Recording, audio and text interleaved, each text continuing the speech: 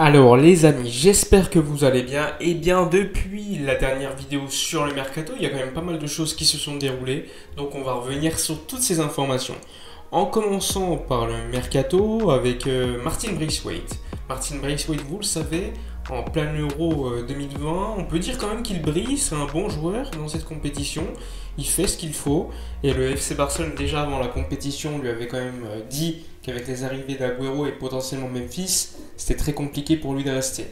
Eh bien, il n'a jamais été contre un départ. Il faut le savoir, même s'il a ouvert un restaurant avec sa femme à Barcelone, depuis quelques années, même depuis quelques mois, discute déjà avec d'autres clubs, notamment des clubs anglais. Alors, ce qu'on sait, c'est qu'il y a des offres de Brighton, de West Ham, de Norwich et même de Burnley, sans oublier un club russe. Donc, énormément de demandes pour Martin Braithwaite, et donc le FC Barcelone se retrouvera dans une situation où évidemment on va espérer la meilleure offre possible, mais moi j'exclus pas du tout qu'on puisse en tirer 15-20 millions d'euros pour Martin Braithwaite, et franchement ça ferait quand même du bien au niveau des finances pour le FC Barcelone.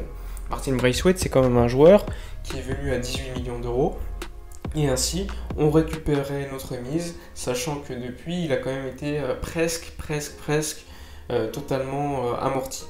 Ensuite, concernant Ousmane Dembélé, vous le savez, il s'est fait opérer. J'avais fait une vidéo concernant son cas, j'en ai assez parlé. Donc, assez rapidement, ce qu'on sait, c'est qu'il va se faire opérer le 28 juin en Finlande, comme d'habitude, comme assez souvent. Et donc, on va donc attendre le retour d'Ousmane Dembélé qui est prévu pour aux alentours du fin du mois d'octobre. Donc, énormément de durée d'absence pour Ousmane Dembélé qui nous met dans l'embarras pour le mercato, et évidemment un imbroglio concernant sa prolongation ou encore son départ vont se créer, même si je ne pense pas aujourd'hui qu'un départ puisse être possible vu l'état des blessures récentes d'Ousmane Dembélé, mais bon, on verra, on ne sait pas ce qui va se passer. Concernant un autre blessé, Philippe Coutinho, alors il y a des informations qui viennent de Sport et d'AS qui disent que Coutinho personne n'en veut, mais Globo au Brésil, à mon avis le Brésil a quand même des informations, ils expliquent que Coutinho est conscient de l'intérêt de certains clubs et aussi de la manière dont il peut partir du Barça, c'est-à-dire via un échange. Et donc il évoluera toutes les possibilités et tous les scénarios une fois qu'il sera de retour à Barcelone dans quelques semaines, parce que je le rappelle, Philippe Coutinho est dans la phase finale de sa blessure. Donc, normalement, il devrait revenir assez rapidement, et donc sa récupération va se terminer dans peut-être 1 ou 2 semaines, et ensuite son mercato va enfin commencer. Ensuite, d'autres informations, vous le savez, Carles Alenya intéresse énormément de clubs en Liga, et il y a un club en Liga qui serait disponible pour lui, c'est Grenade. Alors Grenade, on se dit, bon, ils n'ont pas forcément les moyens, même si c'était qualifié en compétition européenne. Et le coach, c'est Moreno qui avait travaillé au Barça. Ainsi, comme vous le savez, Alenya, il lui reste 1 an de contrat. Donc un prêt, ok, mais il faut que tu prolonges d'1 an supplémentaire pour se retrouver dans la même situation l'année prochaine, mais avec des clubs qui auraient potentiellement beaucoup plus de finances qu'aujourd'hui. Et donc l'idée, c'est ça, c'est de le vendre, même si ça va être très compliqué, et au pire le prêter 1 an avec une prolongation de contrat d'1 an. On l'avait déjà fait, il me semble, avec Denis Suarez il y a quelques saisons.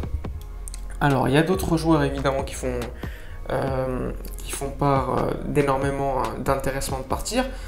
Il y a un joueur qui lui intéresse énormément de clubs, mais qui n'est pas prêt de partir. En tout cas, sa priorité, c'est de rester au FC Barcelone. C'est Riqui Puig.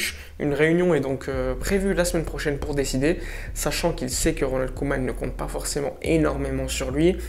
Il y a un choix qui va être pris, même si Joan Laporta, lors de ses dernières interviews, a quand même mis l'accent sur l'importance d'un joueur comme Riqui Puig au FC Barcelone, sa jeunesse, son talent, etc., etc.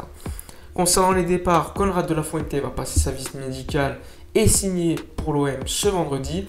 D'ailleurs, le président de l'OM, Longoria, l'a confirmé hier lors d'un show pour la Liga au Mexique. Il a expliqué que Conrad de la Fuente était suivi par l'OM depuis 1 an, qu'ils avaient fait un travail exceptionnel pour le recruter, qu'ils l'avaient suivi intensément et qu'ils avaient permis, avec une excellente collaboration avec le Barça, de le signer. Donc Conrad de la Fuente va signer à l'OM, Et un autre joueur va signer, enfin va rester en Ligue 1, c'est Jean-Claire Todibo. Et donc son option d'achat de 8,5 millions d'euros plus 7 millions d'euros de bonus va être levée lors de ces prochaines heures.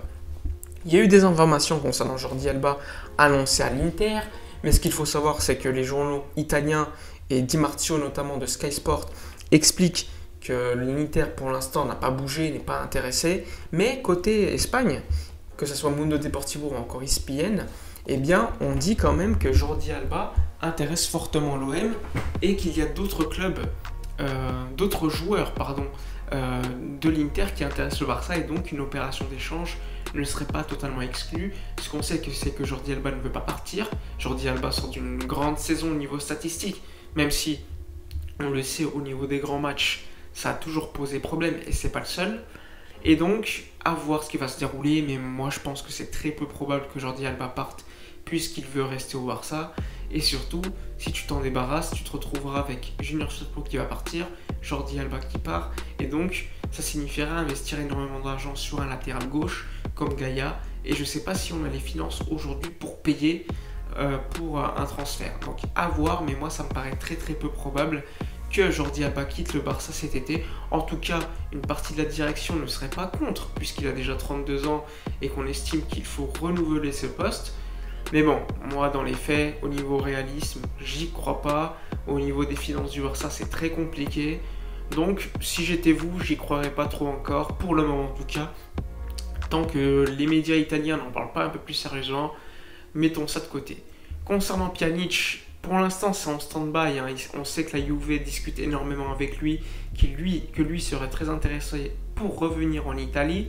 Mais la Juve pour l'instant se concentre sur le dossier de Locatelli qui pourrait coûter aux alentours de 30 millions d'euros. Et ainsi après il serait quand même en délicatesse au niveau financier. Donc il proposerait un prêt et évidemment s'occuper du salaire. Mais bon, ça ne nous arrange pas, sachant qu'on a échangé Arthur pour Pjanic. Et ensuite on leur donnerait Pjanic de nouveau en prêt. Ça aurait complètement aucun sens. Ou enfin ça montrerait encore une fois la mauvaise gestion du club. Mais bon, ça c'est pas la faute de la nouvelle direction qui a hérité d'un échange calamiteux, même si à l'époque on considérait Pjanic comme un joueur plutôt fiable, mais si Ronald Koeman ne comptait pas sur lui, c'était complètement inutile de le faire. Normalement, il doit y avoir une ligne directrice entre la direction sportive, la présidence, le directeur sportif, etc. etc. Et là, clairement, c'était pas le cas. Et donc, encore une fois, un nouvel échec malgré tout ce qu'on pouvait attendre d'un joueur comme Miralem Pjanic, qui quand même, hein, lorsqu'il est arrivé, comme je vous l'ai dit, c'était quand même une référence à son poste. Enfin bref, concernant Lionel Messi, ne vous inquiétez pas, Lionel Messi va prolonger son contrat, patientons un petit peu. Certains parlent du 29 juin, l'anniversaire de Joan Laporta. Soyons patients, selon Raccoon, encore une fois hier, il reste encore quelques détails à régler au niveau des clauses, mais globalement, Messi déjà a donné son OK, il reste encore une fois à se mettre d'accord sur certaines clauses, et bon, et ensuite ça sera signé. Donc, Lionel Messi va bien prolonger au Barça, rassurez-vous. Enfin bref, j'espère que cette vidéo vous aura plu, n'oubliez pas de liker, commenter, partager, moi je vous dis à la prochaine, et d'ici là, comme d'habitude, portez-vous bien.